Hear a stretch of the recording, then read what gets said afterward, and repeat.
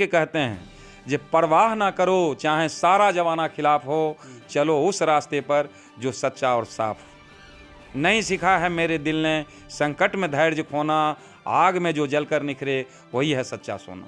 हरदम बोलो सत्य चाहे हो जाए तेर हो गत, इसके लिए हम परवाह नहीं है। हम लंबी आयु के लिए नहीं जीने आए, कल ही मेरा मौत हो जाए, लेकिन जितना दिन रहेंगे सच बोलेंगे, सच कड़वा होता ही है। इतिहास लिखने के लिए आए हैं, हम लंबी आयु जीने के लिए नहीं आए। कम ही दिन जिएंगे। जी नमस्कार दोस्तों, मैं हूं पंकज कुमार और आप देख रहे हैं BDS न्यूज़ 563।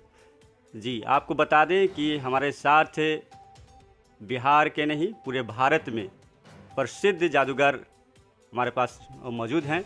चलिए उन्हीं से परिचय लेते हैं और जानते हैं कि उनका जादू जो है किस तरह हद तक समाज पर प्रहार कर रहा है। सर आप हमारे चैनल में आपको स्वागत है सर। धन्यवाद जी आप अपना सर परिचय देंगे। मेरा नाम स्वर्गीय सियाराम महतो है। पिताजी का नाम नारकीय सरयुग महतो और हम बेगूसराय के रहने वाले हैं। सर आप बताएं सर कि स्वर्गीय सियाराम महतो नाम है जी। इस सर स्वर्गीय क्यों लगा है? देखिए, आज से 15 बरस पहले हम भी यही जानते थे कि स्वर्गीय का मतलब होता है मर जाना, और कुछ लोग मुट्ठी भर लोग हैं जो स्वर्ग नरक का व्यवसाय चला रहे हैं। उनसे मेरा सवाल हुआ कि भाई स्वर्ग किसको भेजते हो? तो जो अच्छा कर्म करता है उसको स्वर्ग भेजते हैं और नहीं तो नरक भेजते हैं। हम उससे पूछे कि एक नेक व्यक्ति अगर मारा गया तो उसको स्वर्ग भेज दिए, लेकिन मारने वाला अपराधी भी मरता है तो उसमें भी स्वर्गीय लगाते हो, तो नरक किसके लिए है? ये सवाल किए तो चुप हो गया। इसका मतलब पाखंड है, नहीं तो कुछ उसके पास जवाब होता, कुछ हमसे बात करता। हम तो यही आंके कि आदि से आज तक चाहे नेक व्यक्ति मरा या अपराधी मरा, सब में स्वर्गीय लगता है और नरक बिल्कुल खाली है। और इसी नाम पर उसका व्यवसाय चल रहा है, बालू के भीत पर उसका व्यवसाय टिका हुआ है। तो ऐसा सर कि मतलब आप स्वर्गीय जो है किसी को तो मरने के बाद लगता है, आप सर जिंदा ही पल ही लगा लिए। तो हम उससे पूछे कि स्वर्ग आना जाना तुमको बराबर होता होगा, वहाँ का थोड़ा आता पता लिखाओ, वहाँ का कोई कांटेक्ट नंबर है तो हमको दो, एक बार हम सफ़र करना चाहते हैं, खर्च मेरा जो लगे। उसमें भी वो चुप हो गया। तो हम कहे कि जी इसका स्वर्ग नरक का इसको खुद पता नहीं है, लेकिन लोगों को भेजने का काम करता है। इसी बीच हमारे पिताजी मर गए, तो हम कहे नहीं, आदि से आज तक जो जितना मरा सब स्वर्ग गया, अपराधी भी वहीं गया, तो वहाँ भी क्राइम में होता होगा। हम पिताजी के मृत्यु प्रमाण पत्र पर लिखे नारकीय सरयुग महतो। पंचायत सेवक कहा कि ये फार्म छट जाएगा। हम कहेगा हम समझ लेंगे छटेगा। तो BDO साहब को दिखाया और BDO साहब को कहा जैसे ऐसे बात करता है। BDO साहब हमको बुलाए, BDO साहब से मेरा हुआ बहस, तो BDO साहब इस बात को मान लिए और हमारे पिताजी का नाम मृत्यु प्रमाण पत्र में स्वर्गीय सरयुग महतो लिखा गया। और पूरे नरक का मालिक हमारे पिताजी हैं। अभी तक किसी का औकात नरक जाने का नहीं हुआ। पिताजी के स्वर्गीय के नारकीय सरयुग महतो लिखा, और मैं स्वर्गीय इसलिए लिखा स्वर्गीय सियाराम महतो कि हमने सिद्ध कर दिया ये स्वर्ग और नरक धरती पर है। मरने के बाद कहीं कुछ नहीं, न जन्म से पहले कुछ था, न मरने के बाद कुछ है, और बीच का जिंदगी है, इसी में स्वर्ग और नरक है। स्वर्ग हम उसको कहते हैं कि गरीब से गरीब परिवार क्यों नहीं हो, अगर परिवार में मिलकर रहता है तो वो घर स्वर्ग है। कलह है तो नरक है, चाहे संपत्ति उसके पास जो हो। आज हम 12 बजे रात को भी घर पहुंचते हैं तो माँ और पिताजी घर छोड़ दिए चले गए, लेकिन अभी भी हमारा पत्नी बच्चा उठती है, पैर छूती है और कहता है नाश्ता कर लीजिए पिताजी, खाना खाइए। नहीं, खाए पिए हुए हैं। तो पत्नी कहती है नहीं, कम से कम एक गिलास दूध पी लीजिए। आप बगल पड़ोस में देखते हैं 7 बजे खाने का समय है, अगर 8 बजे आ गया तो वहाँ झाड़ू निकलता है। स्वर्ग नरक इसी में अंतर है। शांति का अगर शांति से जी रहे हैं वो घर स्वर्ग है, कलह है तो नरक है। स्वर्ग यानी कि अब समाज को संदेश देना चाह रहे हैं कि स्वर्ग और नरक जो है धरती पर है, मरने के बाद कुछ नहीं है। ये डेर पर मुट्ठी भर लोग हैं जिसका व्यवसाय है। हम कहते हैं जिंदगी जीने के लिए धर्म की ज़रूरत नहीं है, रोटी की ज़रूरत है।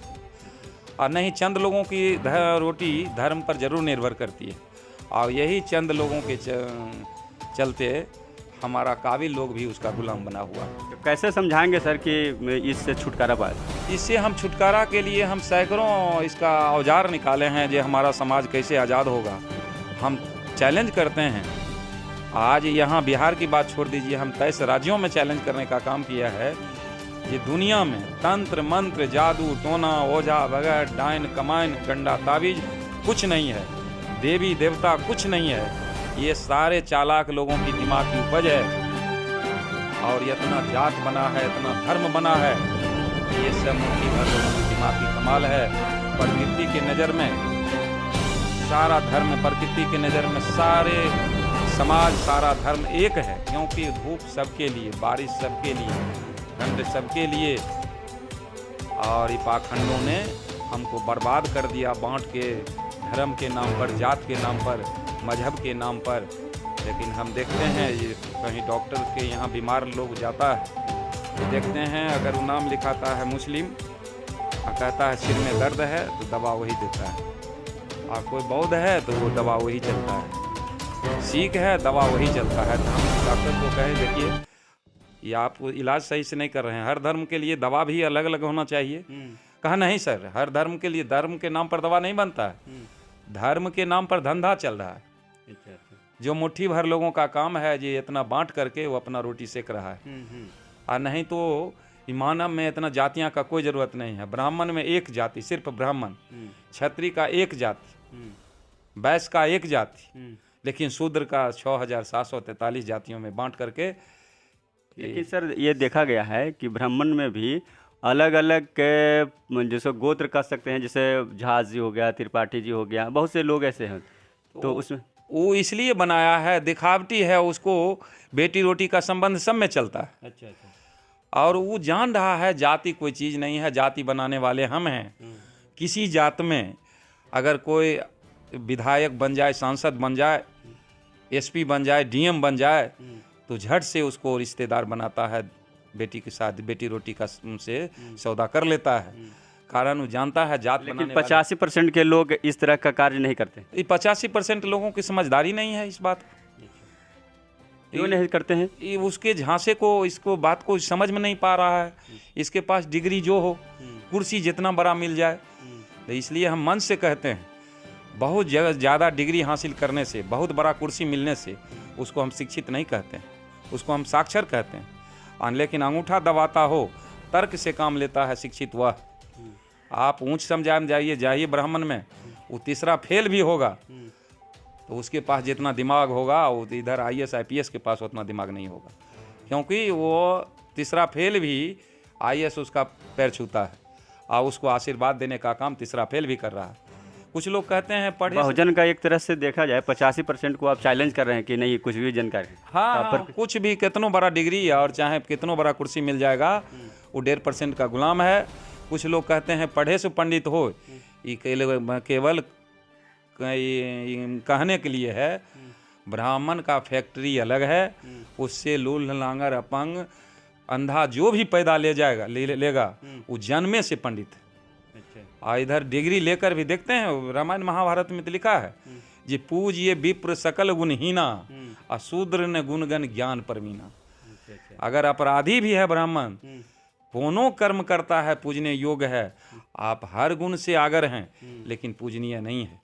और मनुस्मृति में लिखा है ये शूद्र काबिल भी है, अगर उसको 5 जूता अगर मारने से एक गाय धर्म दान करने का। बिहार के शिक्षा मंत्री चंद्रशेखर जी भी इस तरह की बातें बोले हैं। हाँ, तो हाँ, क्या उसका देखिए, उसने बहुत बड़ा काम किया, जो सही कुछ किए नहीं, लेकिन वो एक रामायण लिखा बात को उसने लोगों को सुना दिए। इस पर इतना बवाल हो रहा है। वो तो सही कहे थे, तो वो तो लिखे हुए बात को केवल पढ़ दिए हैं, वो तो अलग से कहीं कुछ जोड़े नहीं हैं, और उस पर इतना उछाल हो रहा है। अभी इतना पोगा पंडित है, हिंदू का बड़ा बड़ा नेता कहाँ है? मोदी जी की माँ मरी तो बाल नहीं बनाए, वो अर्थी नहीं सजाए, जैसे तैसे उनको भसा दिए। वो हिंदू नेता कोई बोलने वाला है?